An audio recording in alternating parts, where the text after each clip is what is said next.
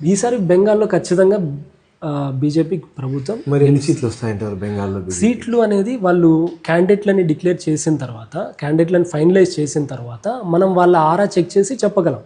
ప్రస్తుతానికి కుజ మహర్దశ జరుగుతోంది కాబట్టి బంగ్లాదేశీయులందరూ వెళ్ళిపోవాలి కాబట్టి, భూమిని ప్రొటెక్ట్ చేస్తుంది కాబట్టి బెంగాల్లో బీజేపీ ప్రభుత్వమే వస్తుంది.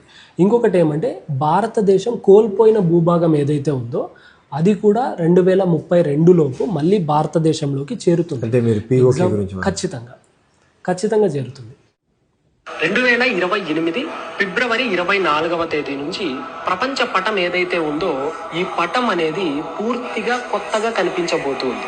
కొన్ని దేశాలు మరికొన్ని దేశాలుగా విడిపోబోతూ ఉన్నాయి. అలాగే కొన్ని దేశాలు మరికొన్ని దేశాలతో కలిసిపోబోతూ ఉన్నాయి. ప్రపంచ పటం అనేది అక్కడ దేశాలు ఏవైతే ఉన్నాయో వాటి సంఖ్య తగ్గచ్చు లేదా పెరగచ్చు. రోజు డేట్ 2025వ సంవత్సరం జనవరి 15. ఈ 3 years లో ఏదైనా సంభవించవచ్చు, ఏమైనా జరగచ్చు, ఎవరైనా నియంత కావచ్చు, అసలు మాటల్లో చెప్పలేని సంఘటనలు కూడా జరగచ్చు.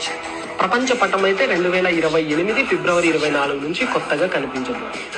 ఎందుకంటే కుజుడు లాక్కొని వస్తాడు, భూమిని ప్రొటెక్ట్ చేసుకుంటాడు. సరే, క్యాండిడేట్స్ అనౌన్స్ చేసినాక మీరు ఎంతమంది గెలుస్తారు, ఏ కాన్స్టిట్యున్సీలు గెలుస్తారో చెప్తే ఖచ్చితంగా మళ్ళీ కలుద్దాం. ఖచ్చితంగా అండి.